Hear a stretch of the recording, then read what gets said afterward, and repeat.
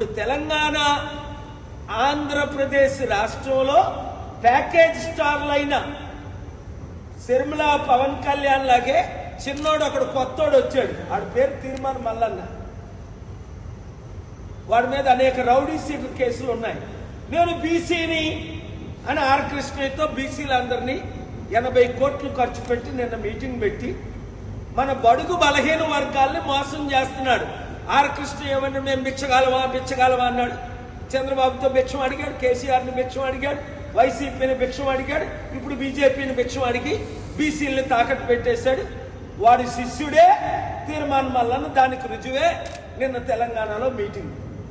బీసీలారా మనం అమ్ముడు పోవాలా? 60% ఉన్నోళ్ళవి.